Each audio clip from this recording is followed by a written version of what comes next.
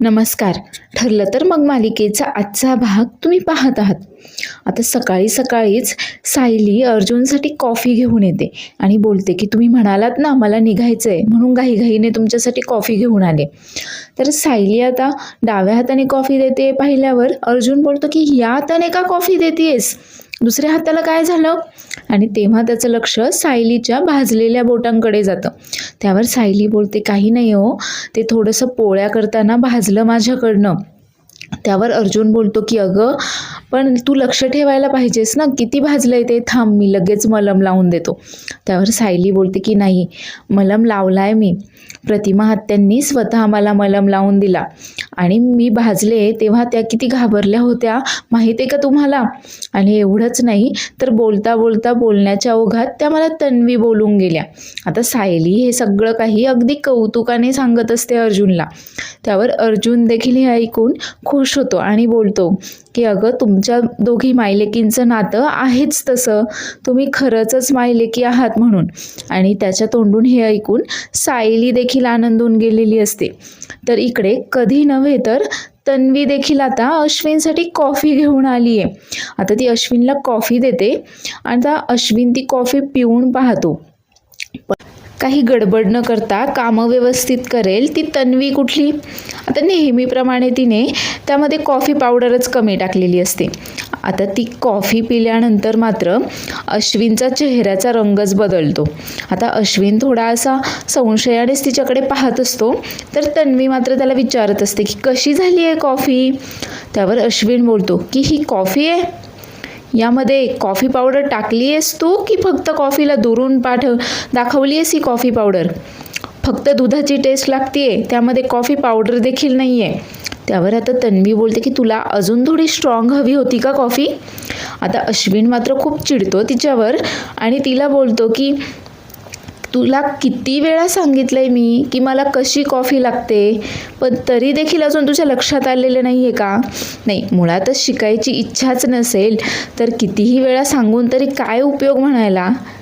आणि ती कॉफी तिथे तसंच ठेवून तो आता तिथून निघून जातो. आता तन्वी मात्र स्वतःशीच बडबडत असते, मी मात्र एवढी राबते तरी माझं कोणाला देखील काही एक पडलेलं नाही आहे. तर आता बऱ्याचदा असंच होतं की आता बायका नवऱ्यासाठी काहीतरी मनाने प्रेमाने चांगलं बनवायचा प्रयत्न करत असतात, पण आता ते जर काही बिघडलं तर हे नवरे मात्र असेच बोलत असतात.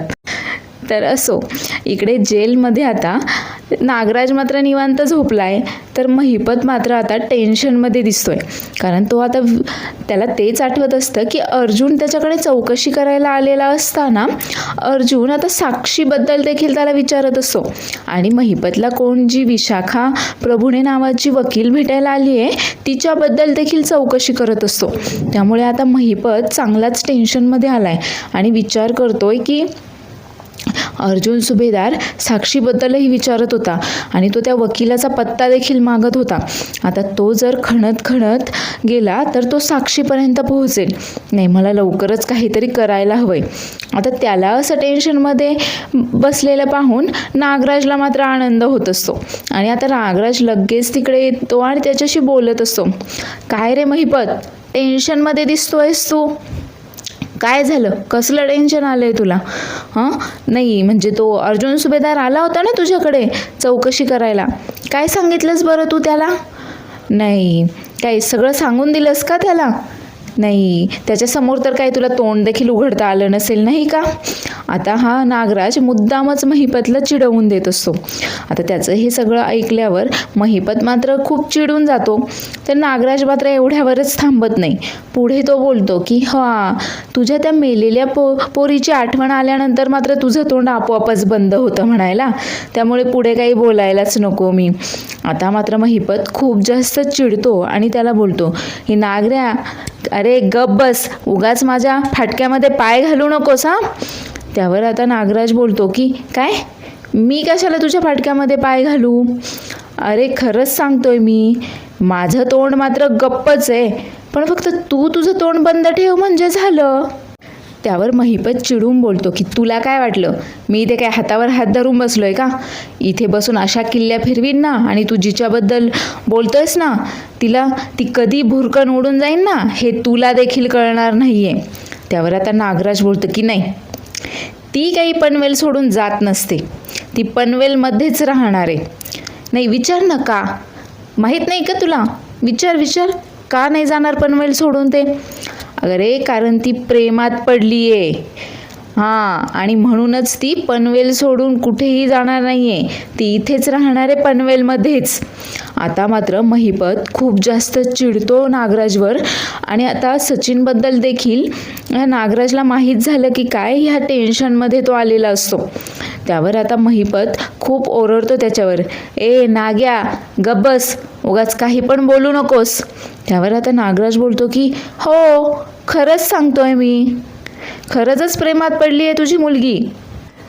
तर इकडे अर्जुन आता सायलीला सांगत असतो, हो तरी पण आपलं कोणी काळजी करणारं आहे म्हणून हे असं वागायचं नाही आणि दुखापत करून घ्यायची नसते. थांब मी तुला मलम लावून देतो. आणि आता तो अलगदपणे सायलीच्या भाजलेल्या बोटांवर फुंकर मारत असतो. आता तेवढ्यातच तिथे अश्विन येतो आणि आता या दोघांचं लक्ष अश्विनकडे जातं. त्यावर अर्जुन लगेच बोलतो की आत्ताच तर रोमॅन्स सुरू झाला होता आणि आत्ताच कशाला आलास बरं तू? त्यावर सायली बोलते, अहो काय बोलताय तुम्ही? आणि आता ती अश्विनला थांबवते की अश्विन भाऊजी थांबा, तुम्ही या. आता अश्विन त्यांच्याशी बोलायला येतो आणि सांगतो की ज्या काही खोट्या डेड बॉडीजमध्ये आपल्याला त्या फाईलमध्ये जे नाव सापडलं होतं ना, तर मी चौकशी केली, असं कुणीही स्टाफ या हॉस्पिटलमध्ये कामच करत नाही आहे कित्येक वर्ष झाले. हो पण एक गोष्ट आहे, म्हणजे जेव्हा ती डेड बॉडी सापडली तेव्हा ड्युटीवर कुणीतरी सुनीता काकडे नावाची नर्स होती आणि त्यानंतरच 2 दिवसांमध्ये त्या नर्सने रिझाईन केलं, तिने तो जॉब सोडला. त्यावर आता अर्जुन विचारतो, काय? पण तिने रिझन दिलं असेल ना काहीतरी की ती का तो जॉब सोडतीये? त्यावर आता अश्विन सांगतो की मी चौकशी केली पण ते काही मला कळू शकलं नाही की तिने का तो जॉब सोडलाय. तेवढ्यातच सायली बोलते, म्हणजे नक्कीच या नर्सचा त्या खोट्या डेड बॉडीशी काहीतरी संबंध असणार आहे. तर आता ते खोटे डेड बॉडी, त्यामध्ये त्या स्टाफ देखील तो हॉस्पिटलमधला नाही आहे, त्या बाईने देखील मध्ये जॉब सोडून दिला आहे त्या डेड बॉडीचं प्रकरण झाल्यानंतर. त्यामुळे आता अर्जुन सायलीचा संशय तर त्या नर्सवर, त्या सुनीता काकडे नावाच्या नर्सवरच जातोय. आणि आता दोघेही या अश्विनकडनं त्या बाईचे डिटेल्स वगैरे, पत्ता वगैरे घेतात आणि आता तिच्या घरी जाण्याचं ठरवतात. तर इकडे जेलमध्ये आता नागराजने महिपतला चांगलंच चिडवून दिलं आहे आता साक्षी प्रेमात पडली असं बोलून. आणि त्यामुळे महिपत देखील खूप चिडला आहे आणि बोलतो की ए नाग्या, काही पण काय बोलतोयस, गप्प बस. त्यावर आता नागराज गप्प बसतच नाही, तो आता अजून त्याला चिडवून देत असतो आणि बोलतो, हो खरं सांगतोय मी पाहिलंय की त्या दोघांना गळ्यामध्ये गळे घालून हिंडत असताना असं बाहेर. आता हे ऐकून तर महिपतचा चांगलाच तिळपापड झालेला असतो, पण बिचारा तो काही बोलत नाही. त्यावर नागराज आता अजून त्याला चिडवून देत असतो, हो सचिन नाव आहे त्याचं, बरोबर ना? अरे तुला आणि तुझ्या पोरीला जेवढं त्या सचिनबद्दल माहीत नसेल ना, तेवढं जास्त माहीत आहे मला त्या सचिनबद्दल.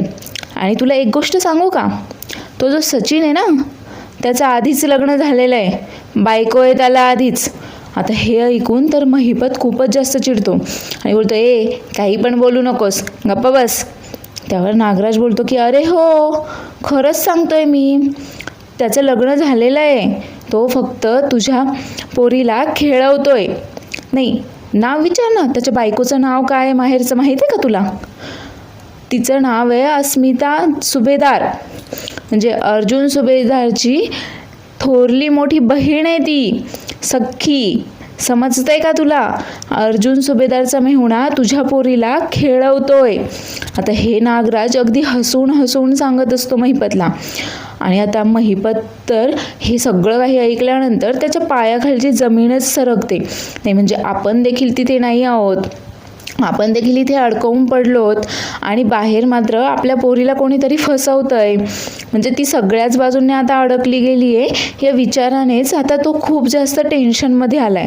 तर त्याची अशी अवस्था पाहून मात्र नागराजला खूप जास्त आनंद होतोय.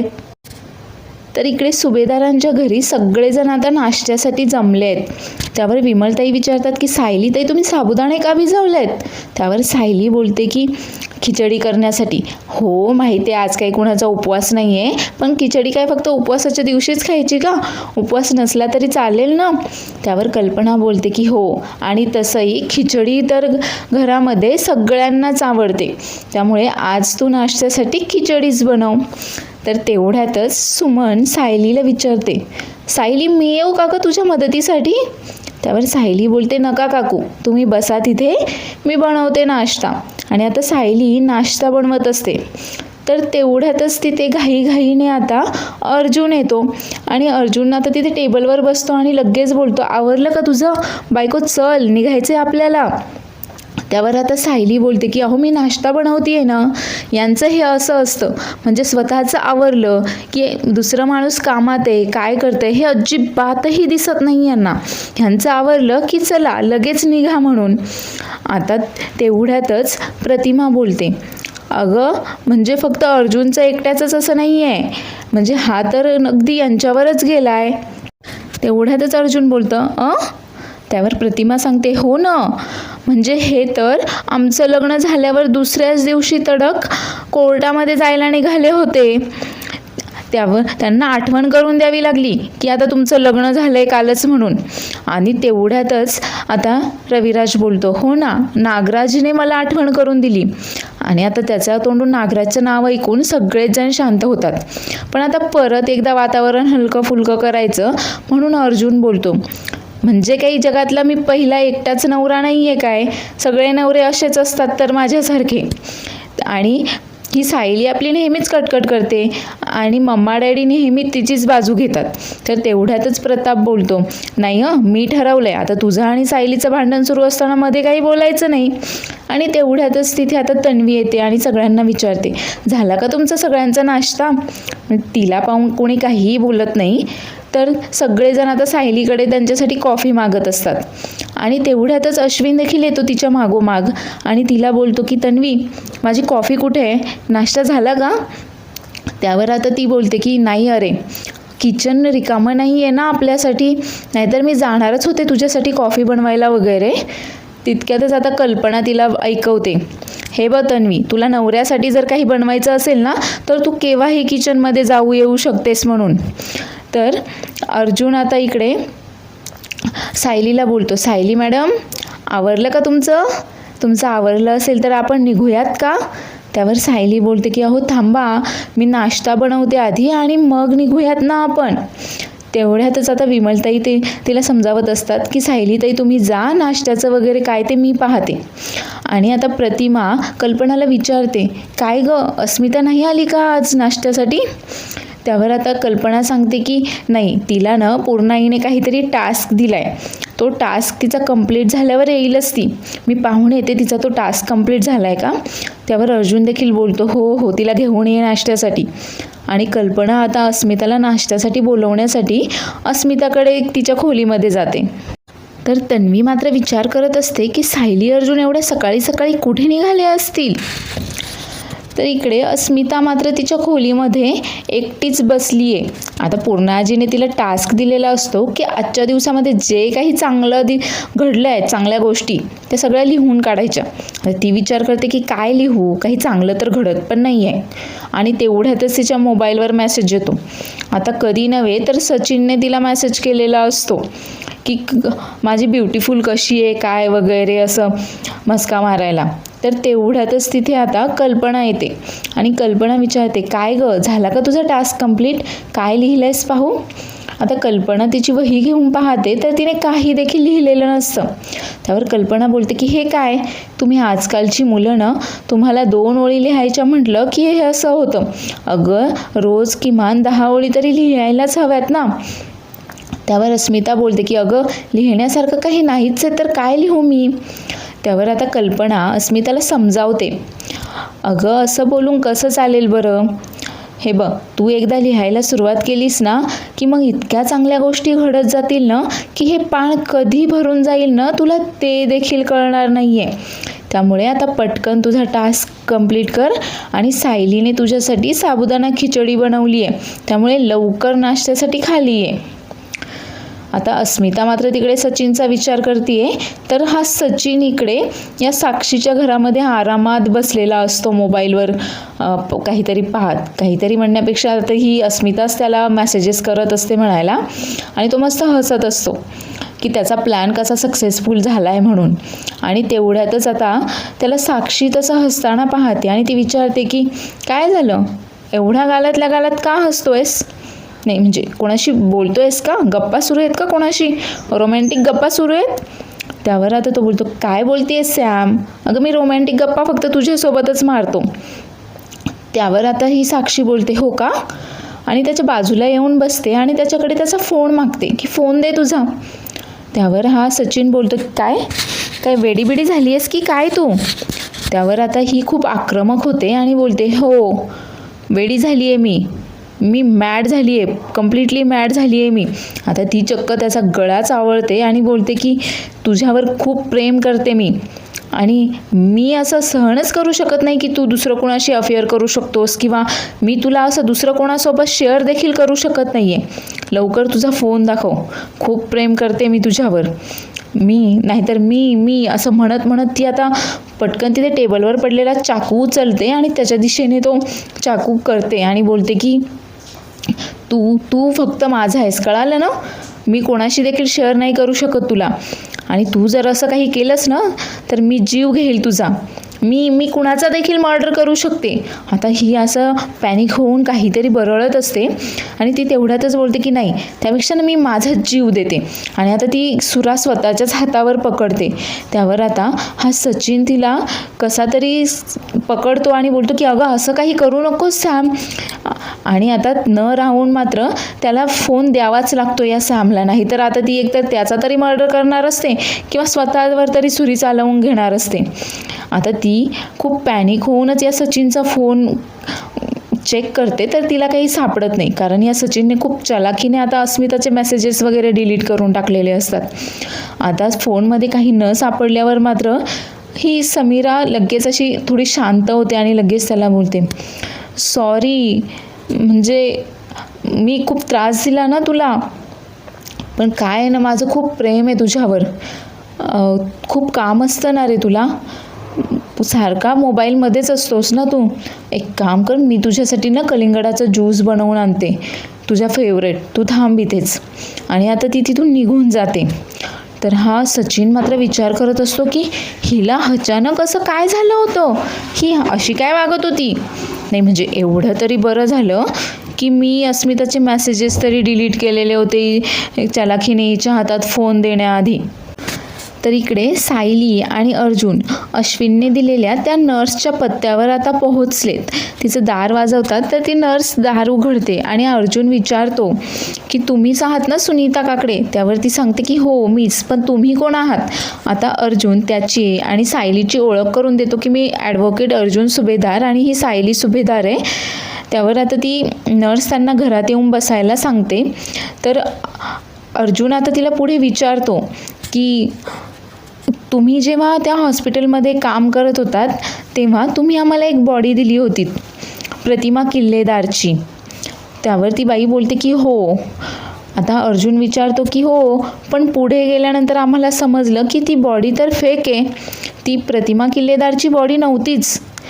मग तुम्ही ती बॉडी आम्हाला कशी काय दिलीत? पुढे त्या बॉडीचं काय झालं, काय आम्हाला काही कळालं नाही. आता मात्र हे सगळं ऐकल्यावर ही बाई देखील खूप जास्त घाबरून जाते आणि बोलते की अहो, त्या हॉस्पिटलमध्ये रोजचे 100-150 पेशंट येतात, रोजच्या 10-15 बॉडीज आम्हाला हँडल कराव्या लागतात, आणि असं कसं काय सांगू शकते ना मी एवढे 2 वर्षांपूर्वीचं, आणि मला तो जॉब सोडून देखील 2 वर्ष झाली आहेत आता. त्यावर आता सायली तिला विचारते हो, पण त्यानंतर तुम्ही देखील जॉब सोडलात लगेच 2 दिवसांनी. आता त्या बाईच्या लक्षात येतं की आता हे जर वकील आहेत म्हटल्यानंतर आता आपण या सगळ्यामध्ये अडकणार, आणि ती आता सायली अर्जुनला तिथून जायला सांगते. त्यांना बोलते की तुम्ही जा इथून, मला काहीच माहीत नाही आहे.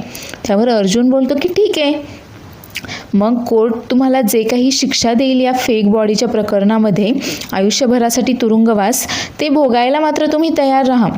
आता खरं तर हे सगळं काही ऐकून ही बाई देखील चांगलीच घाबरून गेली आहे. पण आता असं होतं की तिला देखील काही तोंड उघडत नाही.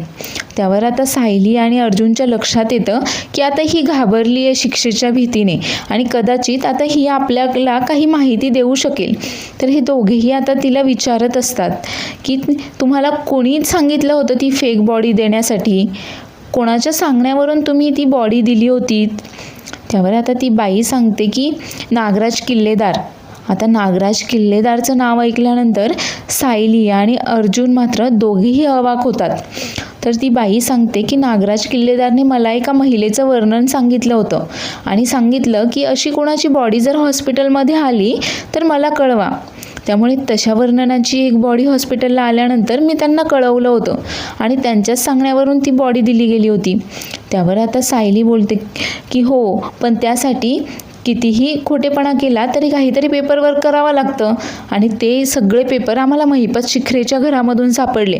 त्यामुळे नागराज किल्लेदार एकटाच होता की त्याच्यासोबत अजून कोणी होतं ते आम्हाला जाणून घ्यायचं आहे. त्यावर ती बाई सांगते की नाही, नागराज किल्लेदार एकटाच होता. आता हे दोघेही तिला विनंती करतात की कोर्टामध्ये साक्ष दे, पण ती मात्र साक्ष द्यायला तयार होत नाही. त्यावर अर्जुन तिला धमकावतोच की ठीक आहे, मग तुमची शिक्षा कमी होणार नाही यासाठी मी काही देखील प्रयत्न करणार नाही आहे. आता ती बाई मात्र जाम घाबरून गेली आहे.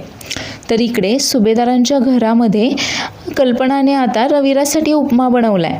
त्यावर प्रतिमा बोलते की काय घमघमाट येतोय उपम्याचा. त्यावर कल्पना बोलते हो ना, खास भाऊजींसाठी बनवलाय मी. आणि तितक्यातच विमल आल्यावर ती बोलते की आता अस्मिता आली ना की मग आपण सगळं प्लॅनिंग करूयात. त्यावर प्रतिमा विचारते कसलं प्लॅनिंग. आता कल्पना तिला सांगते की अगं सायली अर्जुनच्या लग्नाची ॲनिव्हर्सरी येते ना, त्याचंच. तर आता पुढील भागामध्ये आपण पाहणार आहोत की अर्जुन आता सायलीसोबत केस संदर्भात काहीतरी डिस्कस करतो आणि तेवढ्यातच सायलीला आठवतं की तिने डाळ आणि तांदूळ भिजत घातलेत आणि ती बोलते थांबा थांबा, मी आलेच, ते डाळ तांदूळ राहिले. आणि ती पटकन किचनमध्ये जाते. आता ती ते सगळं काम आवरून परत खोलीमध्ये येते अर्जुनशी बोलायला. तर अर्जुन मात्र रुसून बसलाय. त्यावर अर्जुन बोलतो की म्हणजे मी तुझ्याशी केसचं काहीतरी बोलत होतो, माझ्यापेक्षा या ऑफिसच्या कामापेक्षा तुझं घरातली कामं जास्त महत्त्वाची आहेत का? तुझी इडली जास्त महत्त्वाची होती का तुला?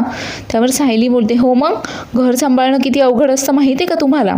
आणि आता ॲनिव्हर्सरीचं गिफ्ट म्हणून, सेलिब्रेशन म्हणून आता हे असं करणार आहेत की अर्जुन आता सायलीच्या जागी घरी थांबून तो घर सांभाळणार आहे आणि सायली त्याच्या जागेवर ऑफिसला जाऊन ऑफिस सांभाळणार आहे. त्यामुळे आता ही सगळी जुगलबंदी आपल्याला पुढील भागामध्ये पाहायला भेटेल. त्यामुळे पुढील भाग देखील पाहायला विसरू नका आणि चॅनेलला लाईक, शेअर आणि सबस्क्राईब करायला देखील विसरू नका. धन्यवाद.